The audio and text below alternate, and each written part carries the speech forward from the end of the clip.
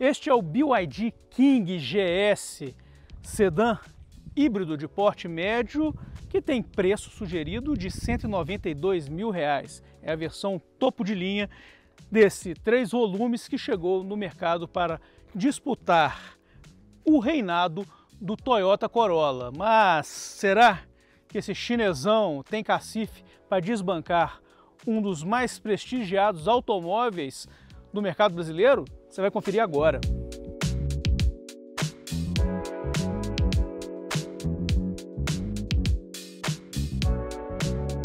O BYD King chegou no mercado há pouco tempo, uma grata surpresa, já que a gente vê uma invasão de utilitários esportivos e ele chegou aqui como um sedã médio. O segmento de sedãs encolheu drasticamente e os médios praticamente desapareceram. Hoje o único modelo nacional é o Corolla e é seguido do mexicano Nissan Sentra, assim como também do asiático Honda Civic, caríssimo, praticamente proibitivo no mercado brasileiro. Isso porque todas as marcas querem vender SUV, SUV é fácil de vender e caiu no gosto do consumidor. Se você é do consumidor, um motorista que ainda privilegia um bom sedã, um 3 volumes, o porta-malas destacado, o BYD King tem recursos interessantes ali para te cativar, mas já vou alertando que ele também tem pecados indefensáveis e eu vou listar isso tudo para você agora. Vem comigo.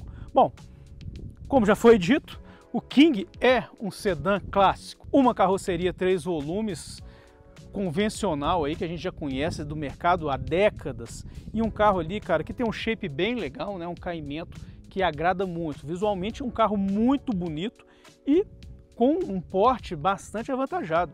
Tá aí as medidas para você ver aí, tanto de comprimento, largura e entre eixos. É, como todo bom sedã, né? Um carro mais baixinho do que a gente está vendo ali no SUV, mas não incomoda. Ele acomoda muito bem, é fácil. É gostoso de embarcar e desembarcar. Aqui atrás você tem aqui um bom porta-malas destacado, como todo sedã, e é um carro ali, cara, que chama atenção ali pelo estilo, muito limpo, né? Sem excessos, sem exageros, né? Bem mais suave ali do que vários outros SUVs da própria marca. E aqui você tem um bom porta-malas aqui, com 450 litros de volume. Né, você vem aqui, inclusive, você tem o kit de recarga aqui, lembrando que esse carro é híbrido, né, um híbrido plug-in, então você tem aqui um kit de recarga, você pode espetar esse carregadorzinho numa rede 220, até 110 ele tolera, mas lembrando que é uma rede que precisa ser aterrada. Lembrando que aqui, bicho, apesar de ter o bocalzão aqui, tal, do ponto de recarga do elétrico convencional, ele é apenas para uso doméstico. Aqui, ó, tomadona, né, 3 pinos, tá? E aterrado. Se você não tiver uma rede aterrada, ele simplesmente não funciona. Então tem que ser aterrado, mas basta ali um 110 já funciona. Demora mais. O ideal seria um 220, para você não precisar ter que gastar uma grana com um wallbox, por exemplo. Mas se você vai gastar quase 200 mil, eu recomendo botar mais 10 pratas na conta e comprar um wallbox, porque aí a recarga é rapidinha. E nós vamos falar de recarga logo logo, sobre como esse carro se comporta, esse combinado do motor turbo 1.5 com a unidade elétrica. A unidade elétrica, bicho, dá cerca de 80 km de autonomia, que no uso cotidiano você consegue rodar ali 2, 3 dias, dependendo do seu uso diário, numa boa, praticamente sem acionar o motor a combustão. Mas eu vou explicar isso tudo quando a gente estiver dirigindo. Agora, vou acabar de dar essa pincelada aqui por fora. É um carro que chama atenção e nós vamos lá para dentro para a gente conferir aqui, né, os espaços ali para o motorista e para quem também viaja lá atrás. Vem comigo?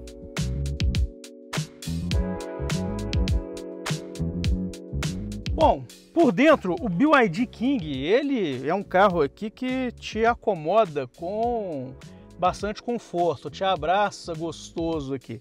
É um carro que tem excelente posição de dirigir, você tem uma boa visibilidade, né? Mesmo quando você fala, é um sedã, você tem a cadência ali da coluna C ali que compromete um pouco a visão traseira, mas aqui não, cara, você tem uma boa área envidraçada, não é tão plano quanto alguns modelos mais flats, um excelente campo de visão.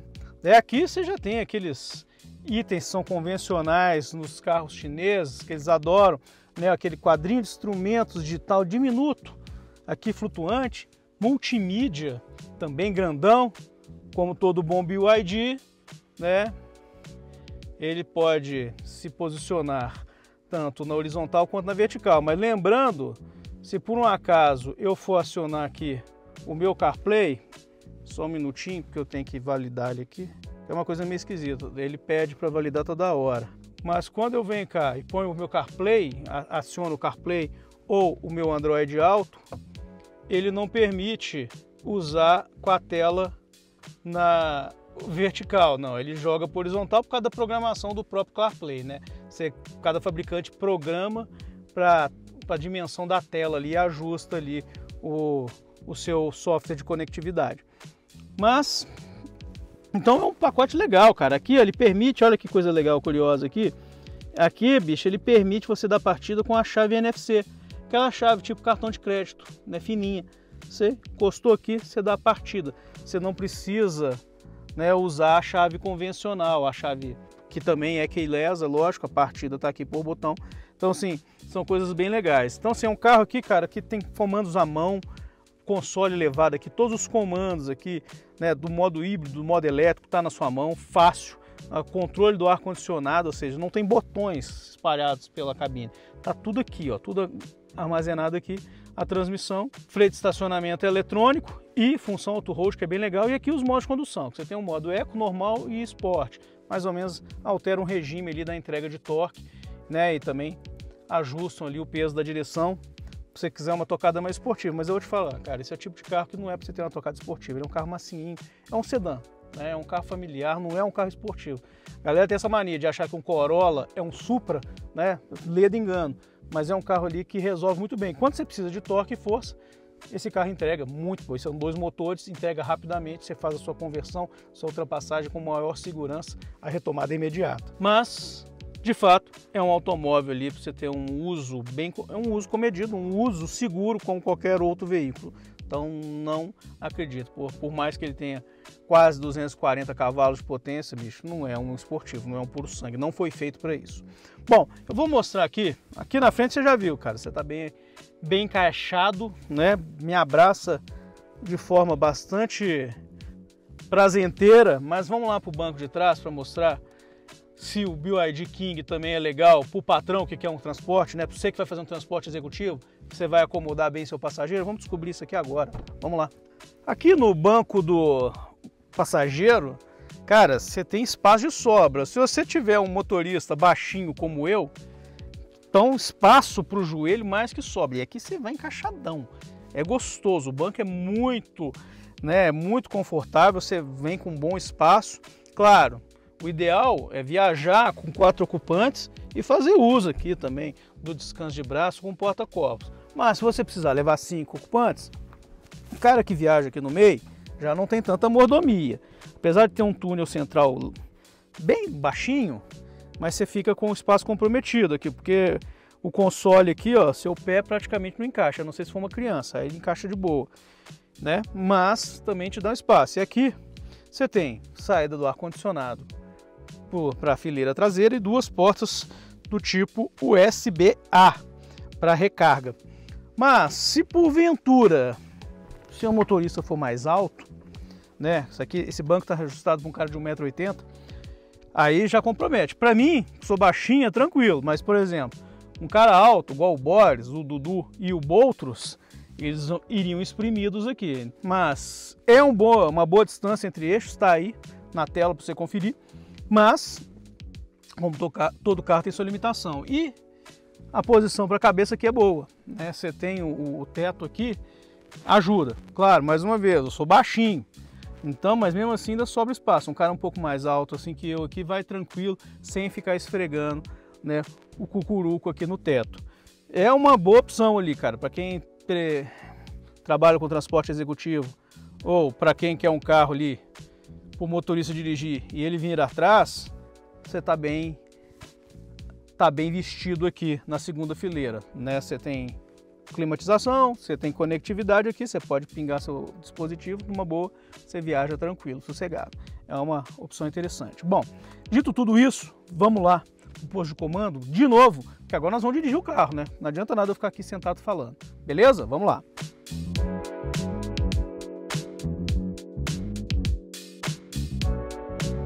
Concorrer com o Corolla no segmento de sedãs médios é uma batalha árdua. Vários modelos tentaram e não conseguiram.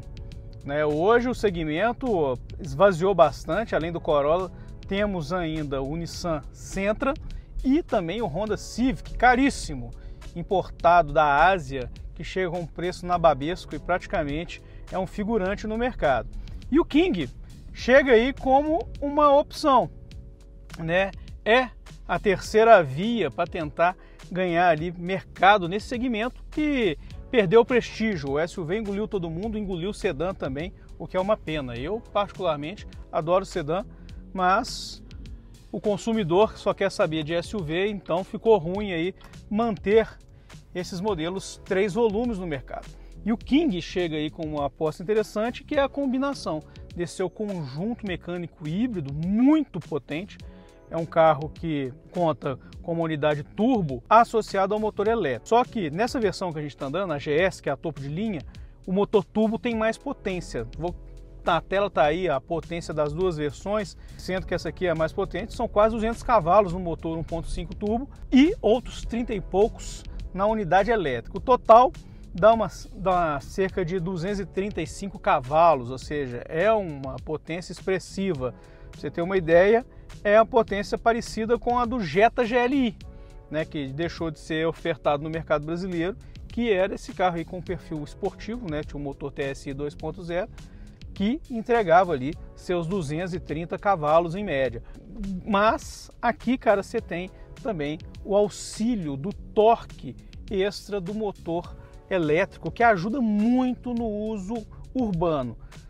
Esse carro permite você rodar com ele apenas na eletricidade. As baterias, elas, pelo menos nessa versão, elas dão ali cerca de 80 km de autonomia, ou você roda no modo híbrido. Eu optei por rodar pelo híbrido, para justamente sacar quando cada motor trabalha. E no híbrido é o seguinte, cara, basicamente, em situação de baixa demanda, agora eu estou subindo aqui o finzinho da Afonso Pena, motor a combustão está trabalhando aqui e o híbrido está mandando também eletricidade. Mas em situações de baixa demanda, baixa velocidade, no pare e anda do trânsito, praticamente o motor a combustão não trabalha. Quando ele trabalha, você percebe ele assim trabalhando bem suave para ficar sustentando a carga da bateria. Mas até os 25% ele é um coadjuvante. Só entra em ação ali quando você dá motor, você precisa de velocidade, quando você demanda potência que o motorzinho elétrico não tem. Mas o torque necessário para deslocar esse carro ali em baixa velocidade, a unidade elétrica resolve muito bem. E você pode repor essa carga, no modo híbrido. Ele não vai fazer uma recarga completa, mas ele vai sempre ali, bicho, dar uma carguinha ali e vai manter ele sempre na faixa dos 20%, não deixa chegar a 15%. Ele até permite baixar mais, mas ele sempre mantém, ele sempre compensa ali para você ter essa oferta de torque, você poder ter o auxílio do motor elétrico nessa situação de baixa demanda, quando você está ali no trânsito agarrado ali no congestionamento, ele não queima uma gota de combustível. No modo híbrido, para você ter uma ideia, com a bateria cheia, ficou o consumo na casa de 25 km por litro, aqui, que registrou aqui no computador. E parece que não é mentira não, cara, porque a gente rodou pra caramba nesse carro e o tanque está praticamente cheio. E com a bateria já bem baixinha, já na casa dos 18, 19%, aí o consumo elevou um pouquinho, na ordem de 19 km por litro, que ainda assim é um número mágico, principalmente quando você pensa num sedã desse tamanho. Isso tudo, cara, é muito legal. Então, que coloca ali esse carro aqui nessa versão que custa 192 mil como uma opção interessante para o cara que ainda aposta no sedã, pois ele é muito mais barato que o Civic. Ele tem preço bem parelho com o Corolla, né? E também, mas distancia bastante do Sentra. Só que o Sentra, ele é um carro ali, de todos, ele é o mais arcaico, né? É um 2.0, a combustão apenas, não tem opção de híbrido como no Corolla e no Civic. Então isso aqui faz esse carro aqui, cara, uma opção interessante ali. Além disso, é o carro que oferece mais potência aqui, disparado dessa galera, desse quarteto asiático. O BYD King, bicho, impressiona. Mas nem tudo são flores, né? Tem coisas aqui que me incomodaram. Uma, a suspensão. A suspensão desse carro é muito molenga. É muito molenga, você tem que tomar muito cuidado no quebra-mola, pois ela chacoalha mesmo, você vai raspar ali o bigodinho ali do para-choque no asfalto, se você entrar um pouquinho mais acelerado no quebra-molas, né? O acelerado que eu tô falando, se você passar uns 30, 35, você tem que ir devagarzinho mesmo, senão balanga mesmo, né? Mas, curiosamente, essa maciez, ela não se transmite quando você está na velocidade mais alta ali, o carro na rodovia ele se comporta ali bem estável, né? Ele não é um carro molenga, mas nesse curso longitudinal assim, ele é bem molengão.